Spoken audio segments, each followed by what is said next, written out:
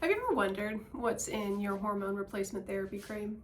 I have, because I have clients that have sensitivities to things, and as a woman, we know that not every lotion is made the same, right? So I thought I'd do just a brief little tutorial on the three most common HRT creams or hormone therapy replacement creams, because there are different what we call bases. And that's what I want to talk about specifically. I don't want to talk about the estradiol, progesterone, testosterone. I want to talk about the behind the scenes things that make the actual base of the cream. And so there are three different options that you have when it comes to prescribing an HRT cream. The first is called HRT, just as it sounds. The most, quote, I would say generic version of hormone replacement therapy creams. Then there's something called Versabase, and the next is called Ellage. And so we'll talk briefly just about each of these. I have one right here.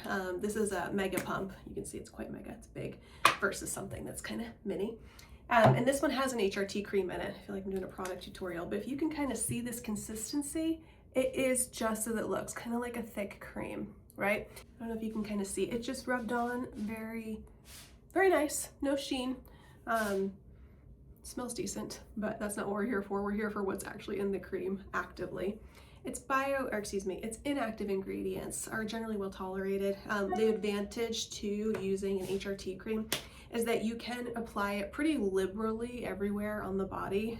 So for example, we would use an HRT cream for either estradiol in a female or testosterone in a male, maybe progesterone in a female. There's only a few spaces in which I would do that, but then also testosterone in a female too. And if I'm using an HRT base, I'll give you instructions as to which you could put this HRT cream on your inner arm, on the back of your knee, could put it on your inner thigh, we could put it on your flank. You could put it vaginally. It is pH balanced, and that's important to know, especially for ladies who are prone to cystitis or UTIs. But HRT cream is kind of like your all around the block friend that will be able to be used for the majority of your body. So this is the first one that I want people to know about because it is probably the most commonly used. This is the one that I will most likely manipulate a male testosterone cream base into, or using, excuse me, because HRT just does really well. And for males, yes, you can apply it to the scrotum. Yes, you can apply it to your inner thigh, your flank, arm, knee, etc. So that's the first one. The second one, which I actually don't have a sample of here. By the way, these are two different types of expressions of hormone therapy. You can do pumps, you can do clickers. They click on the bottom. Okay, so the second type of base when it comes to hormone replacement therapy creams is called Versabase. And you can have a Versabase that is water-based, or you can have a Versabase that is anhydrous, meaning without water. Without water means it will last longer on the shelf. And there is kind of a rule that I don't know too much about, but a pharmacy could definitely talk to you about it, but you have to have any cream be stable for about 90 days. So the anhydrous form of Versabase is often more used than just the water form. But Versabase is, if we look at this, let me kind of product test the sample here. I don't know if you can see this. It's a little bit more smooth and silky. If you remember what I just did with the HRT cream, this does have a little bit of a sheen to it, if you can see that. I feel like I'm swatching makeup products or something.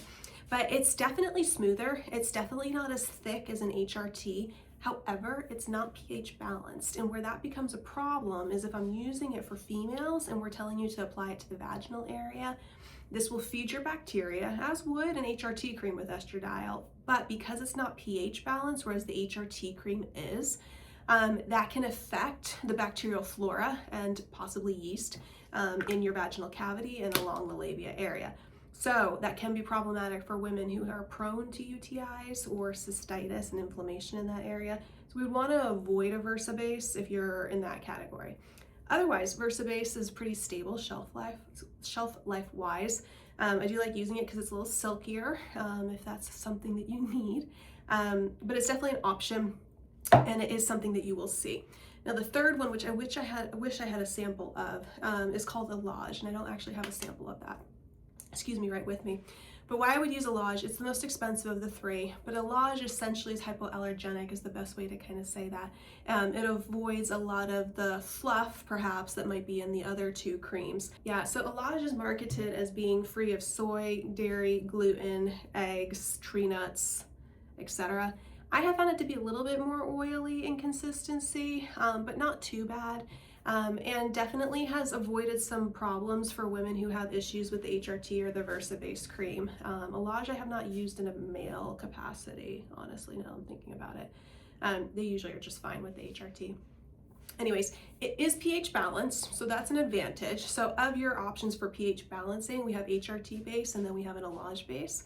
So that might be one reason to choose it, but it doesn't do well at hot temperatures, which for us in Oklahoma can be a little bit of a kicker in the summer months. So it's actually kind of unstable around 90 degrees, which we do hit quite routinely in those summer months. So it does have to ship on ice, most usually, unless you're living in the Arctic, and you do have to keep it at room temperature or slightly cold. So sometimes that's not a great choice for you, depending on what's going on in your environment of things.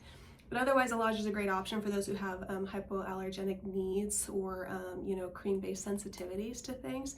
It can also be applied pretty generally, liberally on the body as well, similar to the HRT cream. And I think I forgot to talk Versabase. Generally, you can apply anywhere too. It has a good penetration. But HRT to me is more of your overall body cream. Versabase would be probably a little bit more directed into the specificity of where you're placing it on your body, depending on if that's your dial or if it's testosterone based primarily.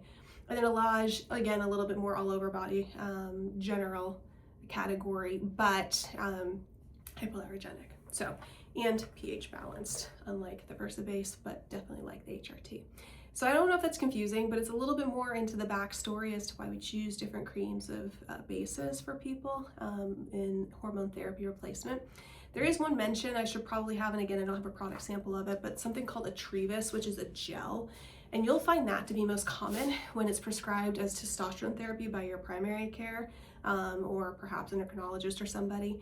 A Trevis gel, it breaks down the skin barrier so that you can absorb the potency of the testosterone that's placed in it. However, males, it can be pretty caustic and feel fiery and a little bit burning if you apply it to the scrotal area. Not everybody, but I would say more than not. That is an experience I hear of commonality and feedback. So just make sure if you're checking your cream product from a hormone therapy provider, see if it's a Trevis. Generally, it probably isn't if they're using bioidentical hormone therapy products, but in the commercial space, a Trevis is usually a base of choice. That can be a little bit limiting. So it's better to place it on like the chest or your arm, not scrotal, if you're using it in a Trevis base. Hope that helps. If you have any questions, feel free to call us. So here at Kaylin West, we'd be happy to talk to you about all your options and work with you for what you need.